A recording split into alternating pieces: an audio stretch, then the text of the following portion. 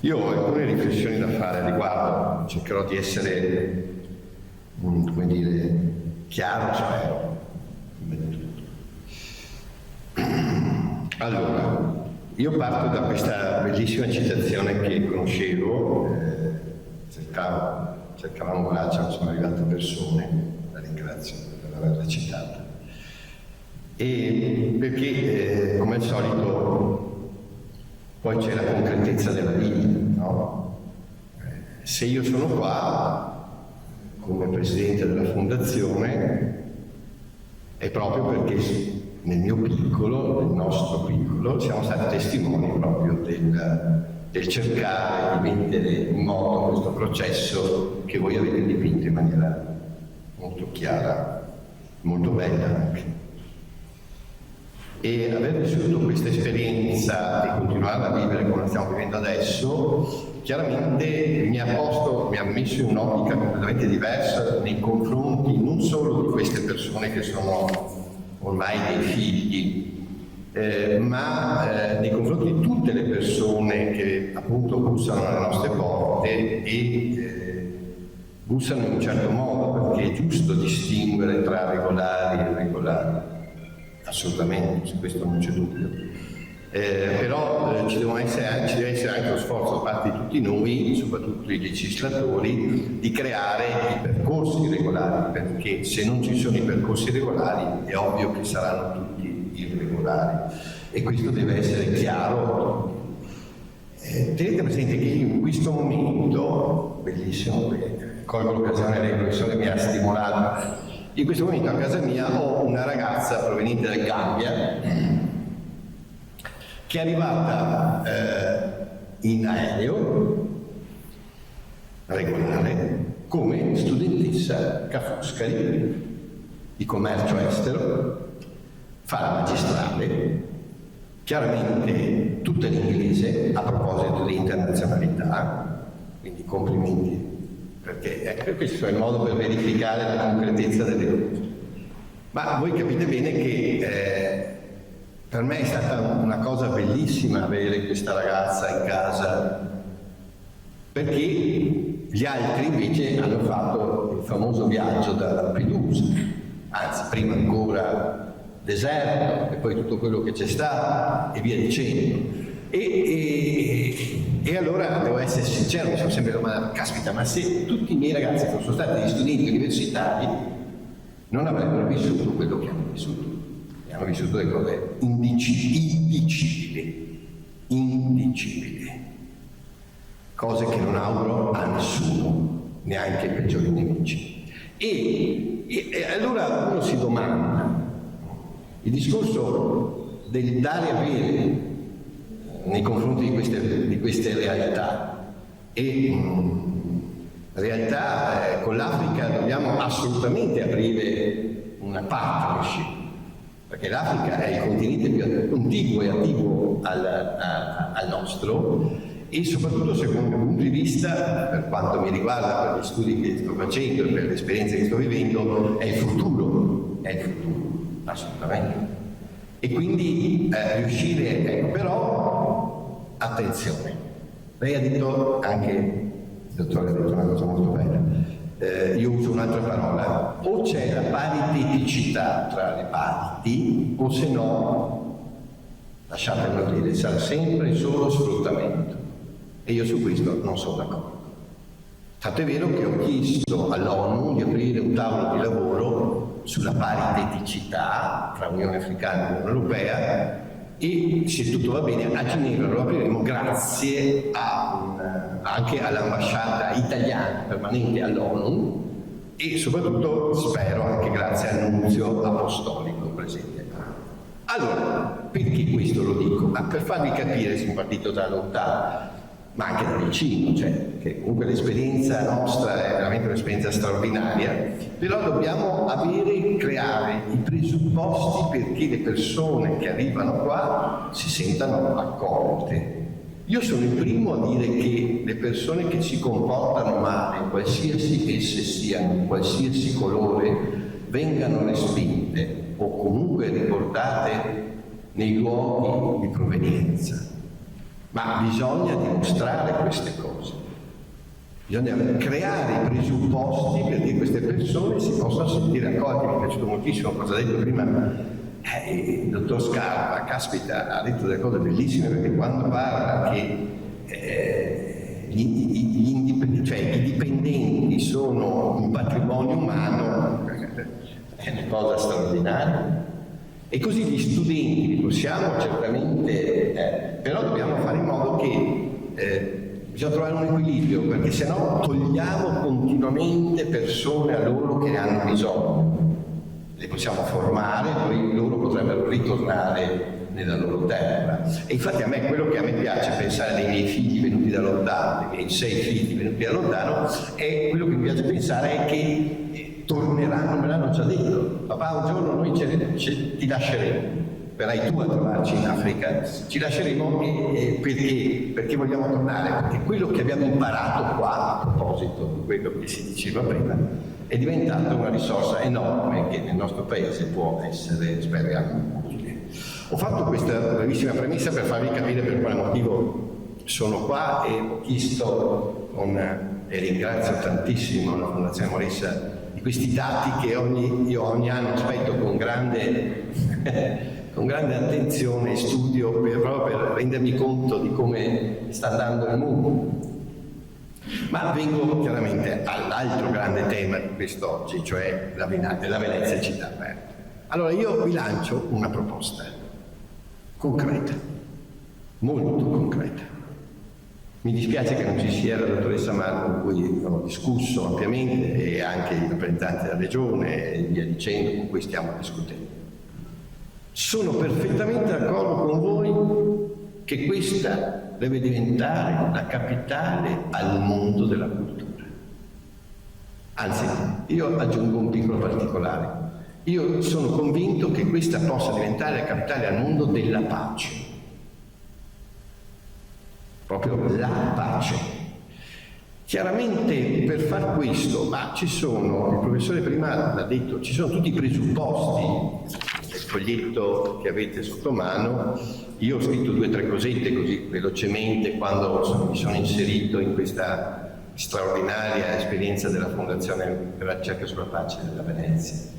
Cioè Venezia ha tutti i presupposti per essere appunto la capitale, mi rivolgo a lei professore, sono d'accordo, la capitale culturale, però secondo me di capitali culturali ce ne sono tanti, mentre io penso, noi della Fondazione pensiamo che non esiste una vera capitale in questo momento mondiale della pace, e purtroppo Gerusalemme, lasciatemelo dire, che dovrebbe esserlo per certi versi, sappiamo benissimo in che stati si trova. Chiaramente per fare in modo che questa possa diventare la capitale bisogna creare dei presupposti per far sì che sia un luogo di pace, cioè dove si possano fare conferenze internazionali di pace. Quindi io sto facendo tutto per questo. Dove si coltivi l'idea di pace nel quotidiano, come diceva qualcun altro, cioè attraverso le scuole e attraverso le università, assolutamente. Ma dove, come diceva prima il dottor Scarpa, no, io sono d'accordo con lui, dove il turismo, se vissuto in un certo modo, è figlio di una scelta. Perché pensare che i turisti possano diventare cittadini veneziani, perché no? Che alcuni di loro possono decidere di restare in questo contesto, perché vivere a Venezia vuol dire vivere in pace. Vivere a Venezia vuol dire vivere la pace. Vivere a Venezia vuol dire vivere una dimensione che è segno di pace. Beh, insomma, questo per me fa la differenza. Quindi io proporrò a tutti voi, appena è possibile, chiaramente con l'aiuto ovviamente delle istituzioni, perché sono d'accordissimo con un fatto, che le istituzioni statali non possono sparire, anzi devono essere coprotagonisti. E quindi chiaramente ho fatto voce sia al comune sia alla regione di poter immaginare appunto di creare anche dei luoghi dedicati proprio alla pace, dei luoghi che richiamano il grande tema della pace all'interno del centro storico veneziano, proprio perché pian pianino tutto il turismo di un certo tipo possa incominciare a essere visto come anche quel turismo dove le persone vengono qua, come diceva qualcuno, guardando in alto, ma anche guardandoci negli occhi tra persone, nelle relazioni, nel dialogo, nella grande possibilità di stare insieme, come diceva prima il professore, cioè gli studenti hanno bisogno di stare insieme, ma anche le persone hanno bisogno di stare insieme. E lasciatemelo dire, cioè, per chi vive a Venezia, per chi conosce Venezia, allora, pensate solo a livello simbolico come Venezia è questo stare insieme. Ponti, acqua, campielli, cioè luoghi di incontro, luoghi, spazi dove ci si incontra, si attraversa da una parte all'altra, cioè simbolicamente è un carico e un significato di pace straordinario, secondo me. Ce ne abbiamo tutta la caratteristica, quindi lo sforzo della Fondazione sarà proprio questo: creare momenti in cui si parla di pace, ma anche si vive la pace insieme, perché è qualcosa di già esistente, non qualcosa da creare, e valorizzare questa esistenza. Fare in modo che i luoghi di cultura continuino a seminare la pace, perché, lasciatemelo dire, i luoghi di cultura mettono insieme, trasformano le persone. Perché? È perché, vedete, i luoghi di cultura mettono insieme i linguaggi universali. E i linguaggi universali sono appunto universali perché tutti li possiamo incontrare. Quest'anno noi abbiamo, e spero di poterlo lanciare qui a Venezia, abbiamo istituito, anzi vissuto un'esperienza che si chiama Quartetto per la Pace. E questo Quartetto per la Pace, noi ci siamo immaginati che il cinema, i libri, la musica e il cibo potessero dialogare tra di loro. Lasciatemi dire, ma questi sono linguaggi universali che sanno dialogare tra di loro. E ognuno di loro è un veicolo straordinario di pace. Anche il cibo, e mi rivolgo a lei in primis, Toscana. E perché non creare appunto una settimana dedicata a questo Quartetto per la Pace? Perché io ho immaginato che il violoncello fosse il cibo, il primo violino fosse e via dicendo. Tenga presente che il mio sponsor veniva a questi concerti che lei ha citato, molto belli, qui a Venezia.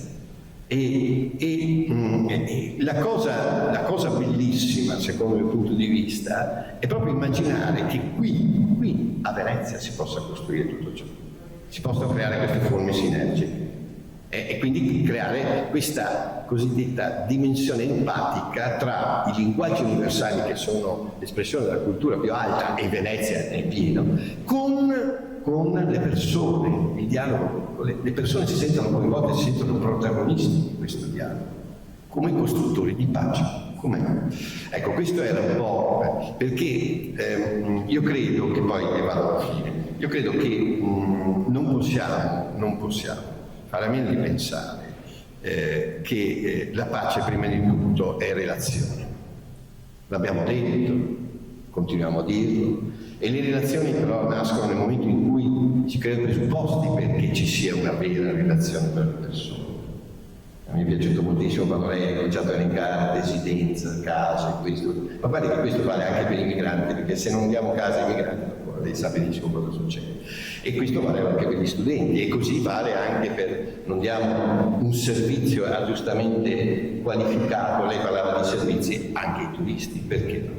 Perché io continuo a dire che dobbiamo qualificare questi luoghi. A proposito di dove siamo, no? Dobbiamo qualificare. Ecco, però attenzione, la cosa che lancio questa diciamo, è una provocazione, ma non è neanche una provocazione, è proprio un mio modo di vedere personale, ma anche io ringrazio moltissimo la Fondazione che era presente, perché ne abbiamo discusso ampiamente.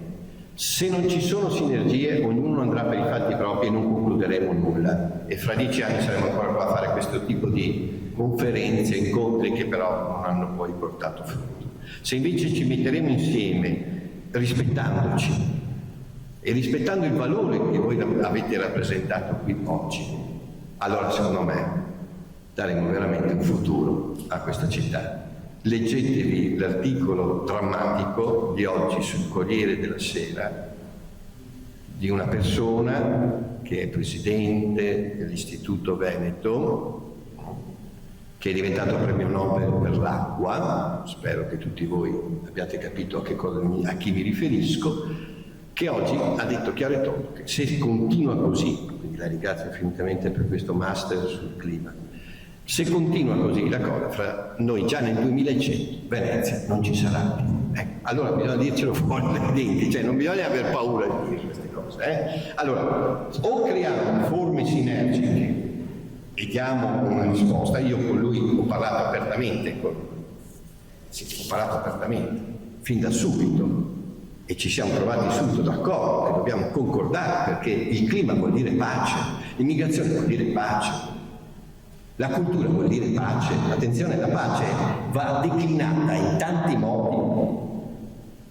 Turismo, per me, come ha detto lei, vuol dire pace fatta in un certo modo. Assolutamente vero. E allora dobbiamo unire queste energie affinché si possa lanciare un messaggio al mondo, affinché questa città, la ringrazio professore, torni a essere una capitale.